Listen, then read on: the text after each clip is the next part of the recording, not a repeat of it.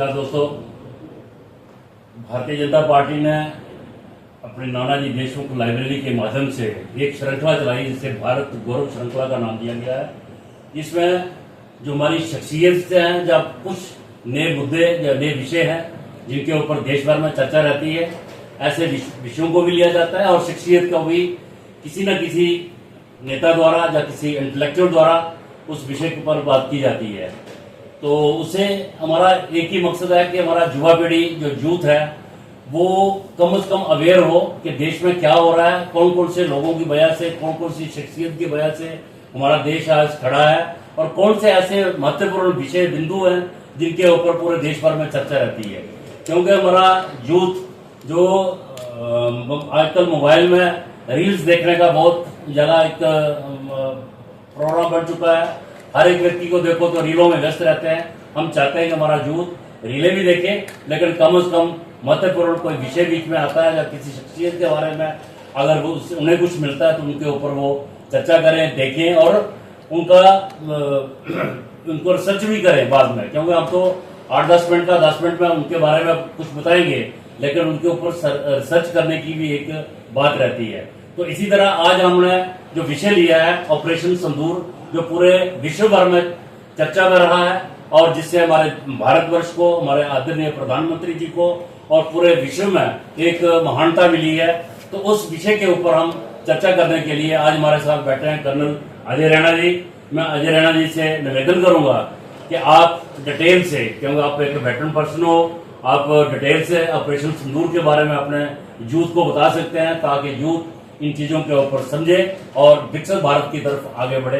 Colonel Ajay. धन्यवाद professor साहब। Operation सिंदूर हमारे 1947 के बाद की जो हिस्ट्री है कंटेम्प्रेरी, आई थिंक उसमें सबसे बड़ा एक माइलस्टोन है, टर्निंग पॉइंट है। और मैं इसलिए कहता हूँ फौजी होने के नाते कि हमने वो दिन भी देखे हैं कि जब लाइन ऑफ कंट्रोल पे गोली चलती थी तो हम पीछे मुड़ के पहले ऑर्डर का वेट करते थे कि हुक्म आए दिल्ली से तो गोली के बदले में गोली चले। आज जैसे हमारे प्रधानमंत्री जी कहते हैं कि गोली चलेगी तो गोला वापस जाएगा। तो ये चीज़ें लाइन ऑफ कंट्रोल पे होती रही, हमने पास से देखा। लेकिन जनता के सामने और दुनिया के सामने एक डेमोन्स्ट्रेशन करने का जो टाइम आया कि देखिए मिलिट्री माइट वही मानी जाती है जिसमें आप उसको जब ज़रूरत है तो उसका प्रदर्शन कर सको। बाकी बातों में आप जो आज जितना मर्जी कर लिए, हमारे पास ये है, हमारे पास वो है। तो ये ऑपरेशन सिंदूर में क्या हुआ पूरा देश जानता है, दुनिया जानती है। मैं कुछ ऐसे मुद्दों पे बताना चाहता हूँ, कुछ थिंग्स जो कि इसमें निकल के आएंगी। पहली बात यह कि हमने एक जो पाकिस्तान ने न्यूक्लियर ब्लफ जिसको कहते थे कि हमारा पाकिस्तान ने न्यूक्लियर वाला ये ड्रामा शुरू क्यों किया था। हमारे दर्शकों को पता होना चाहिए कि पाकिस्तान ने अपना पहला न्यूक्लियर टेस्ट चाइना में किया था, जो कि अमेरिकन डिवाइस के साथ हुआ था 1982 में। और ये था उस टाइम, वो टाइम था जब चाइना अमेरिका की बड़ी अच्छी दोस्ती थी और 71 की वॉर के बाद पाकिस्तान ने उनकी दोस्ती आपस में करवाई थी। तो क्योंकि जब इन्होंने 47 में मार खाई, 65 में मार खाई, 71 में टुकड़े टुकड़े हुए, इनको ये समझ आ गई कि कन्वेंशनल लड़ाई के साथ भारत के साथ मुकाबला पाकिस्तान नहीं कर सकता। तो उन्होंने एक नया जो लड़ाई लड़ने का तरीका रखा कि आप पीछे न्यूक्लियर का धमकी दीजिए और आगे आप अपने टेररिस्ट को भेजिए ताकि अगला जो है वो इतना रिएक्ट ही ना कर पाए, सिर्फ उन टेररिस्ट को मारे, आपकी तरफ कुछ ना कर पाए। और जो लोग इसको शायद नहीं मानेंगे कि 82 में या 83 में इनका ब्लास्ट टेस्ट किया गया चाइना में, वो प्लीज आप यूएस स्टेट के डॉक्यूमेंट पढ़ के देखिए। उसमें क्लियरली 80, 82, 83, 84 के जो एनुअल समरीज हैं उसमें लिखा हुआ है कि भारत और पाकिस्तान में परमाणु युद्ध का खतरा है। उस टाइम अगर पाकिस्तान के पास परमाणु बम नहीं था तो युद्ध का खतरा कहां से था। तो ये समझिए ये बहुत बड़ी एक ग्रेट गेम है जिसको हम फेस कर रहे हैं आज भी। वो ग्रेट गेम जो 1905 में खत्म हो गई वो रूस और ब्रिटिश के बीच में खत्म हुई। हमारी ग्रेट गेम चलती रही, हमारी पार्टीशन भी उसी ग्रेट गेम का हिस्सा थी। तो एक तो यह है कि ये जो न्यूक्लियर ब्लफ थी कि तेरा न्यूक्लियर जो है तो अपने पास रख, हम तेरे को घुस के मारेंगे, एक वो हुआ।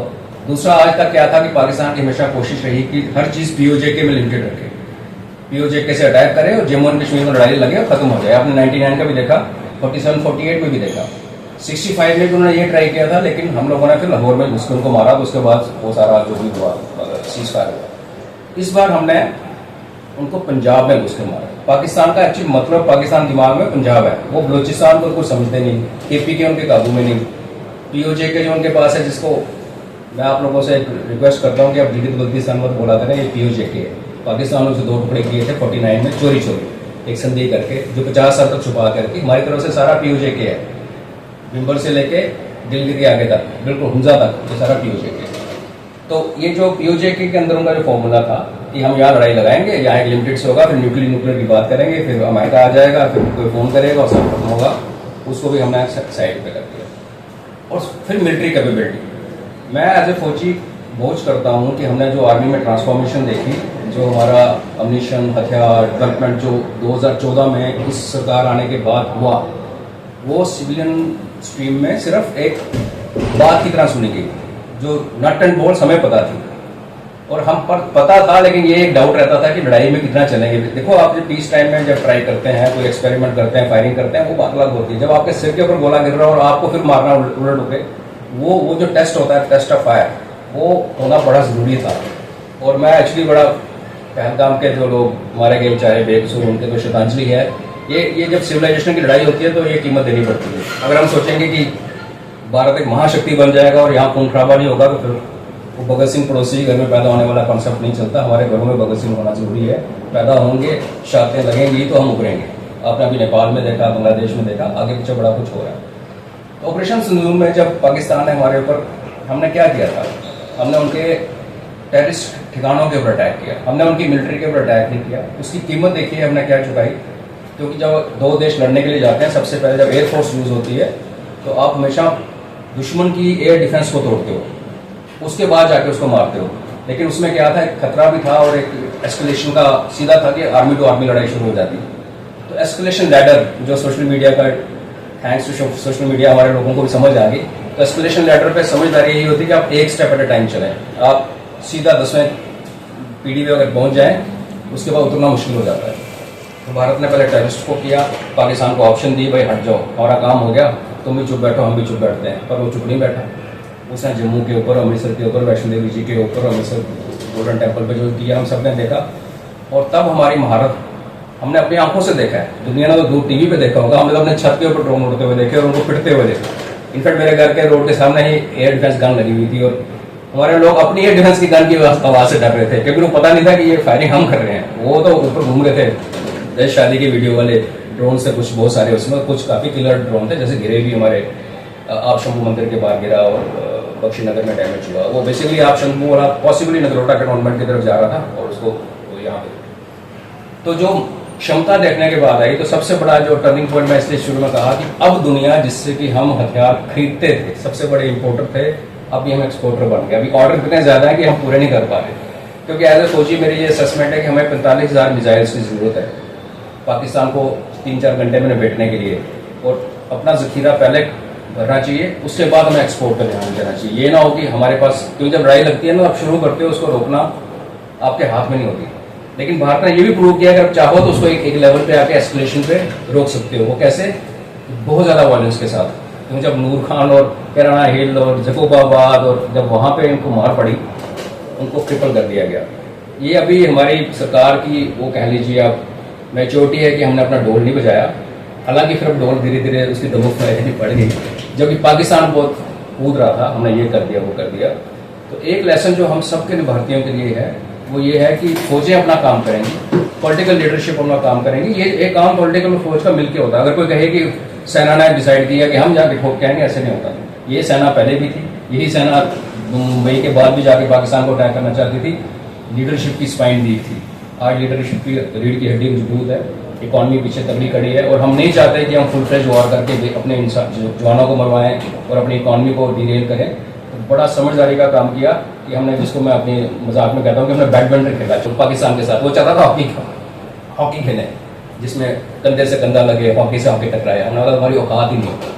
तो अभी ऑपरेशन सिंदूर चल रहा है और DGISA ने तो मेरा नाम ले लिया था अपने प्रेस ब्रीफिंग में, क्योंकि मैं एज ए भारतीय अपना काम कर रहा था। अगली लड़ाई सिंदूर जो चल रहा है, उसमें cyber warfare, social media warfare, narrative warfare बहुत ज़्यादा उसमें प्रोमिनेंट थी, और जब नेक्स्ट स्टेप आएगा तो भी होगी। तो इस माध्यम से अब अगर सिंदूर की डिटेल की बात करेंगे प्रोसेस, तो बहुत लंबी कहानी है, सबको पता है। इसलिए मैंने सोचा थोड़ा सा मैं हट के थोड़ा सा आगे की, थोड़ा सा मार्गदर्शन तो नहीं कर सकता, मैं बहुत छोटा इंसान हूँ, पर एक यंग ऑडियंस को ये हम बता सकते। धन्यवाद रेणु साहब। आपने बहुत अच्छी डिटेल से सभी श्रोताओं को मुझे बता दिया।